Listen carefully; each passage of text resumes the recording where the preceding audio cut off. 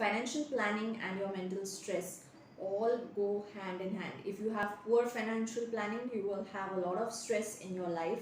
If your financial planning is good, you will have a better and stress-free life.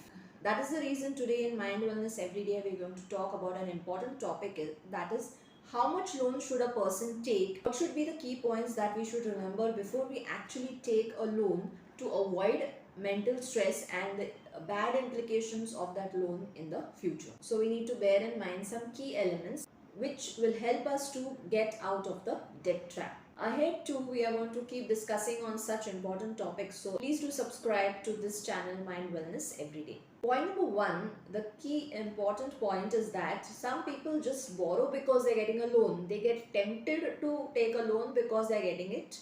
They don't even need the commodity for which they are taking the loan for, but they'll end up buying the commodity because it is readily available with the help of a loan.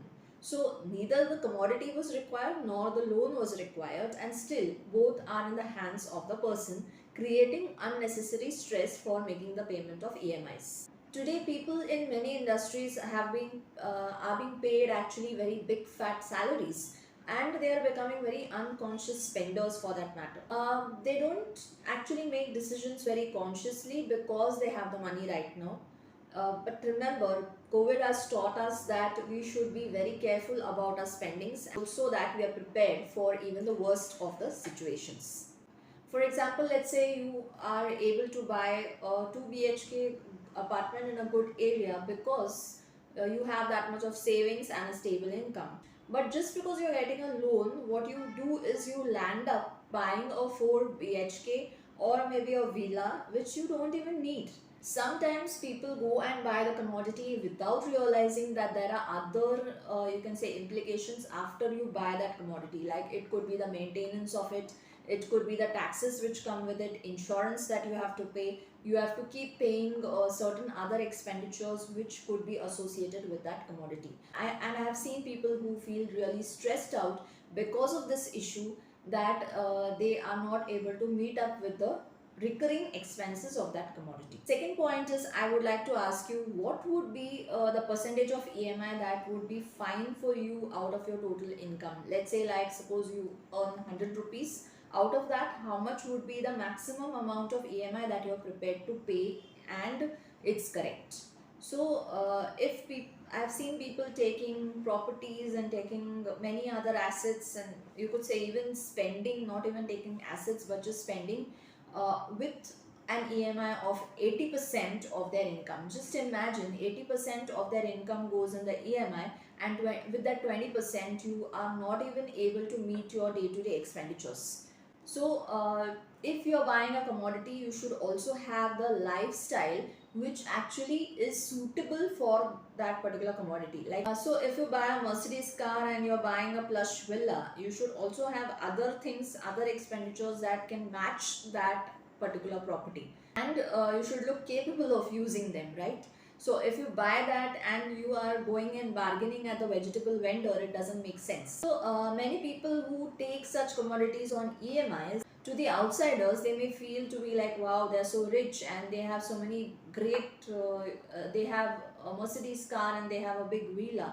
But if you go deep into their life, you will find that these people are continuously stressed out because all these commodities have come with the help of an EMI. So my suggestion for you would be that keep your EMI percentile to be 30% of your total income, max to max 50% of your total income, because there could be times when your business may not run as per your expectations, or there could be times when you don't have a job for a certain period. So if you have an EMI of 80%, you will be you will find it very difficult to meet such kind of time periods when you have a slack. The third important essential point is that you should have a stable source of income for the entire tenure of that particular loan EMI. Now, of course, nobody can predict the future, but at least you know your capacities, you know your capabilities, and you know how much you are capable of earning in the future, maybe 10 years, maybe 20 years. So based on that, you should actually check what will be your income and what will be your amount of income in the coming future. So depending on that only, go for the loan. Fourth important point is, many people again make a mistake here. They make the down payment of the loan to the extent of their entire savings till date. So if you erode all your savings, whatever you have till date, put it in the loan and then start paying the EMI, you will be stressed out because you don't have the liquidity. There are times when you may have a stable source of income and your income may be sufficient to have savings built up immediately, then it's fine. But if that is not the case, then please don't erode all your savings and go for that loan. That another important thing is that you should have some at least 3 to 4 months of EMIs in some liquid investment. That means, let's say suppose you have a fixed deposit where you keep some part of your earnings, so that just in case you are not able to meet up your EMIs for the next 4 months due to a job loss, due to some other reason, whatever the case may be, you can actually liquidate that investment and make the payment of the EMI. Many people during the time period of COVID, including actors, actresses, and many such people who committed suicide because they were not able to repay the EMIs. Because they were never ready for such emergency situations. So you should not be one of them. You should not have that kind of mental stress. So this impact should be minimized by keeping some savings, some liquidity. Fifth point is something where I have noticed a few people, not many, but some people who are like very aggressive and they would like to take of the benefit of the opportunity. They take loans for the purpose of investing in stock markets, or some maybe even sometimes some Ponzi schemes which state that okay, you will be getting extra returns over and above what your interest on the loan EMI is. They may not directly borrow it for the purpose of investing in stock market because you will not get it, but they may borrow it in the format of personal loan and invest that money into the stock market or some Ponzi scheme, which actually can create a lot of stress if that scheme or the stock market fails and you lose the entire amount which is put in the stock market, plus you also have a burden of the entire amount which is to be now repaid against the loan. So it's a double debt crisis that will arise and create a bigger you can say dent in your mental health. Sixth point is that you have to always bear in mind that loans, no matter how small or how big, can be always have a pinching effect on your mind. You will always have that feeling that I have a loan, yes, I have to repay that loan.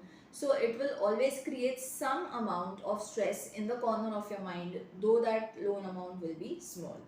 So to avoid that, what you have to keep doing is, as and when possible, try and repay the loan from your incomes. So keep a little bit of liquidity aside, and at the same time keep some amount where you can actually have a lump sum repayment of the loan.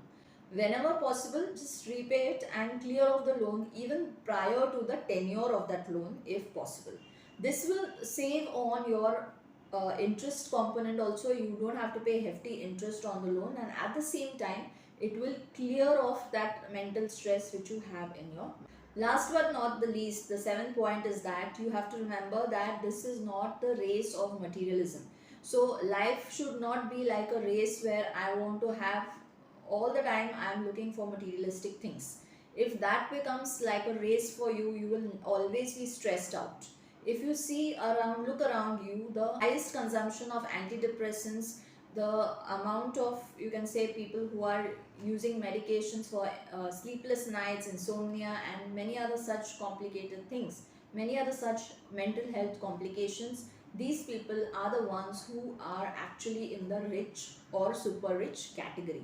Stress-free life can actually be created not by paying big fat EMIs and having, you can say, lavish things, but also be created by spending more time with your friends and family, spending time on yourself, on your hobbies or things which you like to do. Materialistic things can actually be an ego booster. They can actually help you have, you can say, a nice feel good factor for a temporary time period because you can boast around with them. But the real true happiness will be lost because you are running behind these kind of things. Creating this type of pride, short term happiness and status will actually uh, erode a lot of your valuable time, resources and energy, which you could have actually spent on things which can give you more happiness. So try and find out what actually makes you happy. Maybe these type of things also make you happy, but are they the ones which you are ready to sacrifice your life for? You have to remember this before you take a loan. So before you borrow loans ahead, please do ponder on these things which I have told you, the 7 important points which can actually help you out in relieving your stress, which is due to taking or borrowing of a loan. So stay happy, healthy and peaceful. Thank you.